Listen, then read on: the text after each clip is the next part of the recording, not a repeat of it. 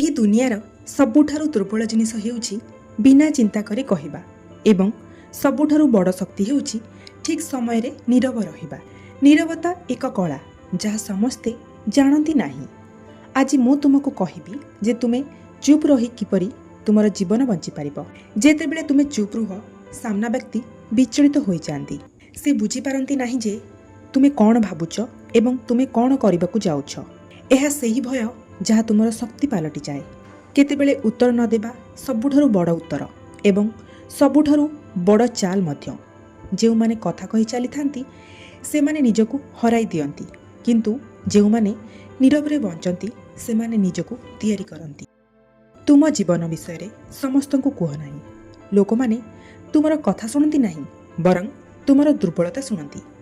କିଛି ଲୋକ କେବଳ ତୁମର ଗୁପ୍ତ କଥା ଜାଣିବା ପାଇଁ ବନ୍ଧୁ ହୁଅନ୍ତି ଏବଂ ସମୟ ଆସିଲେ ସେମାନେ ତାକୁ ତୁମ ବିରୁଦ୍ଧରେ ବ୍ୟବହାର କରିପାରିବେ।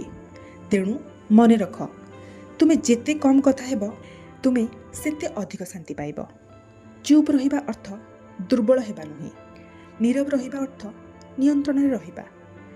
ଯିଏ ନିଜ ଭାବନାକୁ ନିୟନ୍ତ୍ରଣ କରିପାରେ ସେ ପ୍ରକୃତ ଖେଳାଳି। ଯେତେବେଳେ ତୁମେ ଭିତରୁ ଶାନ୍ତ ହୋଇଯିବ ସେତେବେଳେ ବାହାର ଦୁନିଆ ତୁମକୁ ଥରାଇ ପାରିବ ନାହିଁ।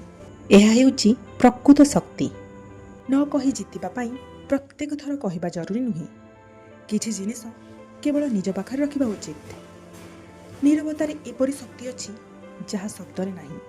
ପରବର୍ତ୍ତୀ ସମୟରେ ଯେତେବେଳେ କେହି ତୁମକୁ ଭାଙ୍ଗିବାକୁ ଚେଷ୍ଟା କରିବେ, ତୁମେ ଏତେ ଶକ୍ତିଶାଳୀ ହୋଇସାରିଥିବ ଯେ ତୁମର ନୀରବତା ସେମାନଙ୍କୁ ଅସ୍ଥିର କରିଦେବ।